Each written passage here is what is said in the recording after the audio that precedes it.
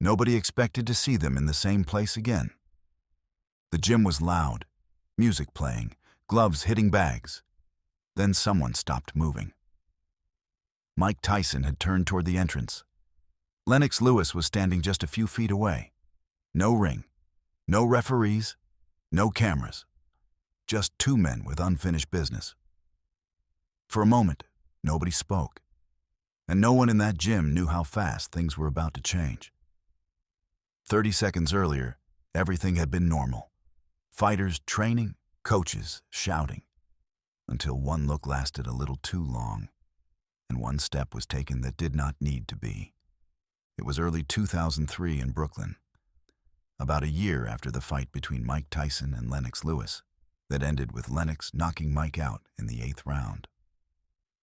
That fight had been brutal, decisive.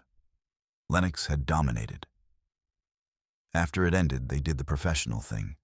Shook hands for the cameras, did their interviews, went separate ways. But underneath, there was tension. Things had been said during the promotion. Personal things, disrespectful things, the kind that do not disappear just because a fight is over. Mike had moved on, retired from professional boxing. One of the things he did was train young fighters at a small gym in Brooklyn. Just concrete floors, heavy bags hanging from chains, speed bags mounted on worn wooden boards, old fight posters on the walls. The kind of place where real work happened. No celebrities, no cameras, just fighters trying to get better.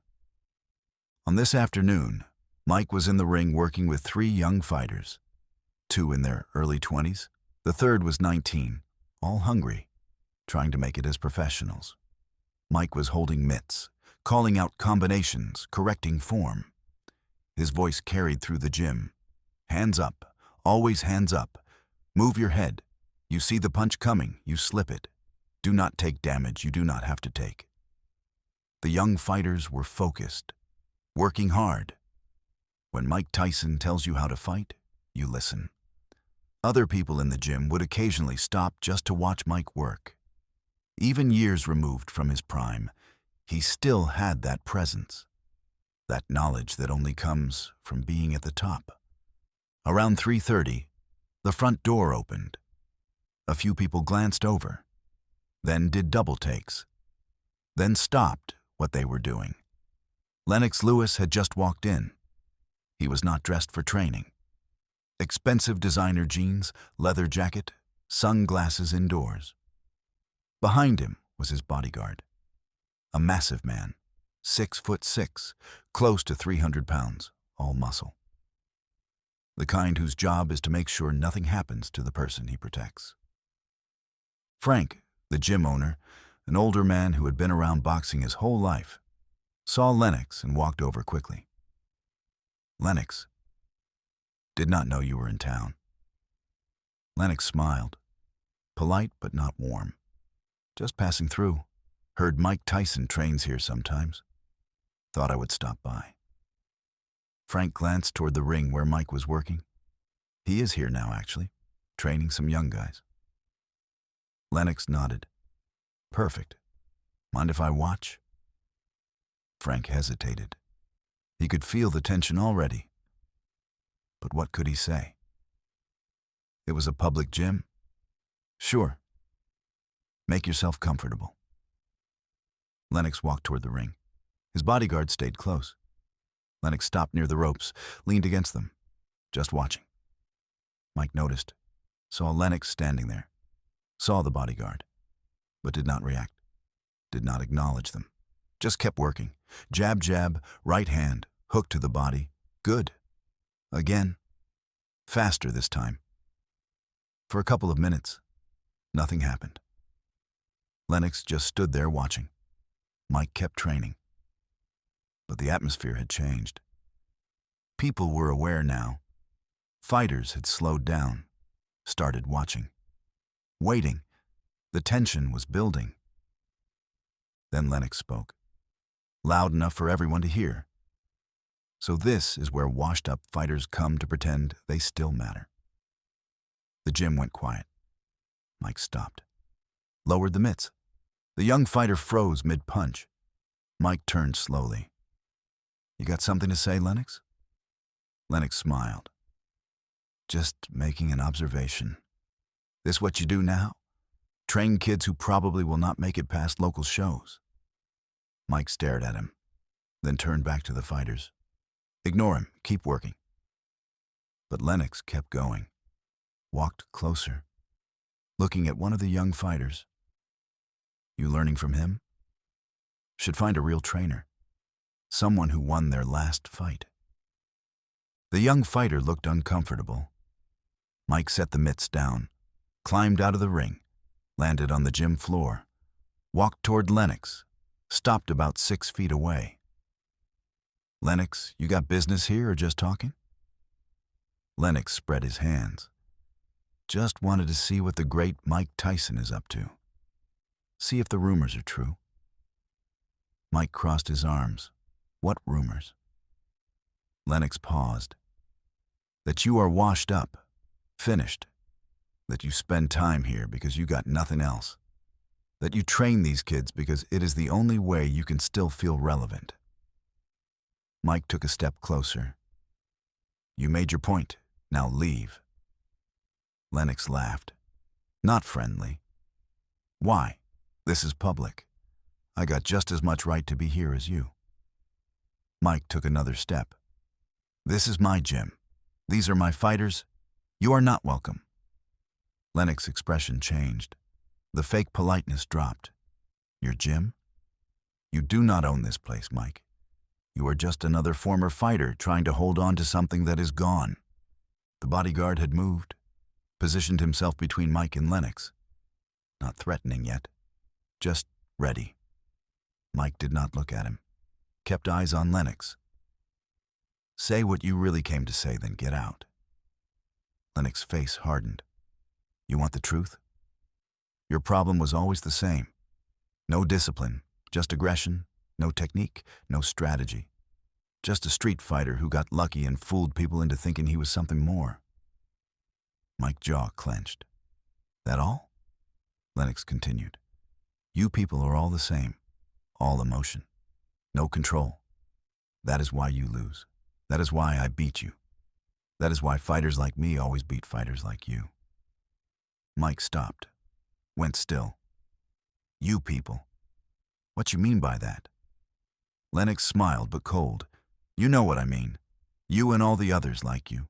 Street fighters. No discipline. Just brawlers." Mike's voice dropped. "Who are the others like me? Say it clear." Lennox shrugged. "Your kind, Mike. The ones who come up rough. Never learn real discipline. Never learn respect. You all fight the same. Emotional, wild, undisciplined, like animals." Everyone in the gym understood. The racist undertone. "Your kind." Mike took a step forward. "Say that again." Lennox held ground. "I said you and your kind never had discipline. Street fighting is all you know. That is why guys like me beat guys like you. Technique beats aggression. Intelligence beats emotion. Class beats trash. Before we continue, drop your thoughts in the comments below. How would you have reacted? Now back to the story." Mike moved fast, closed the distance in 2 steps. The bodyguard reacted immediately, stepped into Mike's path, put his massive frame between them, hand pressed against Mike's chest. "Back off, Tyson." Voice deep, commanding.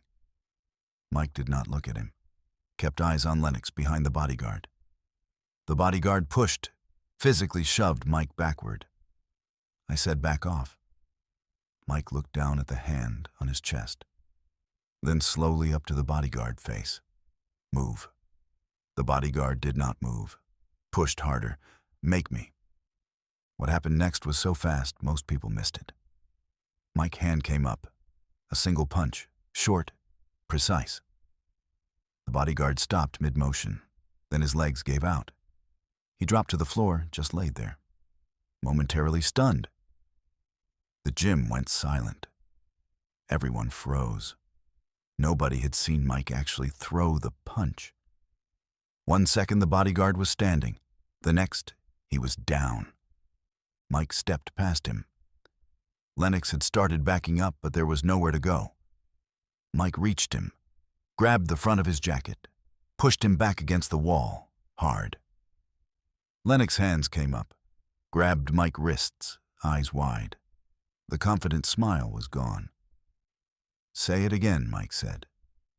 His voice was quiet now, almost calm. "Say you're kind again."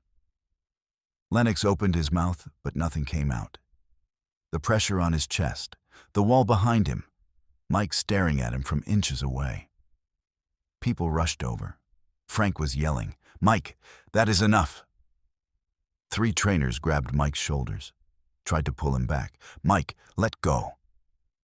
It took 5 men to move him. They got their arms around his waist, pulled hard. Mike let go, stepped back. Lennox stayed against the wall, breathing hard, hands at his chest where Mike had grabbed him. Mike was still looking at him. The 5 men were holding Mike's arms, making sure he did not move forward again. "You came to my gym," Mike said, his voice carrying across the silent gym. "Said that racist shit. Now you know." Lennox did not respond, just pushed off the wall, started toward the door, walking fast. The bodyguard was sitting up now, 2 people helping him. He looked dazed, confused. They got him to his feet. He could barely stand, had to lean on both of them. They moved him toward the exit. Lennox was already gone, had not waited. The door closed behind them. The gym stayed quiet, just the sound of breathing, Mike standing there. The men slowly let go of his arms, watching him, making sure. Frank stepped forward. "You all right?" Mike nodded. Did not say anything. The young fighters were still by the ring, watching with wide eyes. Mike walked over to them. "Sorry you had to see that." The 19-year-old spoke first. "Mr. Tyson, what he said to you was wrong?" Mike nodded. "It was. But you need to understand something. People will say things, try to get under your skin, make you angry. Most of the time you walk away. Words are just words. But when someone attacks who you are as a person, your dignity, your people, when they cross that line, that is different. You have to know where your line is." What he said crossed mine. The other young fighter asked, "How do you know when to walk away and when to stand up?" Mike thought about it. When it is just insults, just trash talk, you let it go. That is ego. But when someone tries to make you feel less than human, tries to put you down because of where you come from or what you look like, that is not ego anymore. That is respect. And respect you do not walk away from. Mike tried to go back to training, but his focus was gone. He kept replaying it. Finally, he called it. "We are done for today. Good work. Tomorrow, same time." The fighters gathered their things, left quietly. Frank came over as Mike was getting ready to leave. "This is going to get out. People were here. They saw." Mike shrugged. "Then it gets out. I am not hiding from it." He said what he said. I did what I did. We both deal with whatever comes from it. Mike walked out to his car. His hand was sore, knuckles starting to swell. He flexed his fingers, felt the familiar ache. His phone rang. It was his lawyer. "Mike, I just got a call. Something happened with Lennox Lewis." "Yeah," Mike said. "Something happened. We need to talk. Come by the office tomorrow morning. We will handle it." Mike hung up, sat in the car for a minute, just thinking. What Lennox had said. "You're kind, like animals." It had been designed to cut. To make Mike feel like he did not belong, like everything he had accomplished was just luck, just aggression, not skill, not work, not intelligence. The kind of thing you say when cameras are not around, when you think you are safe. Lennox had thought the bodyguard would protect him, had not considered what happens when you provoke someone who spent their entire life learning how to fight. Over the next few days, word spread. People who had been at the gym talked. The boxing community heard different versions. Lennox Camp put out a brief statement. There was an incident at a gym in Brooklyn. The matter has been handled privately. We have no further comment. Mike's lawyer told him to stay silent, so he did. But privately, he had no regrets. He had been disrespected in his own space, had heard racism disguised as criticism, and he had responded. The bodyguard recovered quickly. No serious injuries. Just shaken. He quit working for Lennox exactly 1 month later. Started with a different client. When people in the security world asked why he left such a high-profile job, he never gave details. Just said he wanted a change. Lennox Lewis never spoke about that day publicly, never mentioned it in interviews, never addressed it. The incident became one of those stories that gets told quietly. In gyms, between fighters. The details change depending on who is telling it. But everyone who was actually there remembers it the same way. Years later, someone asked Mike about it in an interview. There are stories about an incident with you and Lennox Lewis after your fight. Any truth to those? Mike smiled slightly. We had a disagreement. It got heated. We both moved on. The interviewer tried to press. What was it about? Mike shook his head. That stays between us. Mike Tyson and Lennox Lewis crossed paths at a Brooklyn gym in 2003. Lennox showed up while Mike was training young fighters, started making disrespectful comments about Mike being washed up, then crossed a line with racist implications, talked about your kind and compared fighters to animals. Mike warned him to leave. Lennox kept pushing. His bodyguard stepped in to stop Mike. One punch, and the bodyguard was on the floor. Mike grabbed Lennox, pushed him against the wall. It took 5 men to pull Mike off. Both Lennox and his bodyguard left quickly. No cameras recorded it. No official report was made. Just the people who were there that day. And none of them ever forgot what happened when someone made the mistake of disrespecting Mike Tyson in his own gym.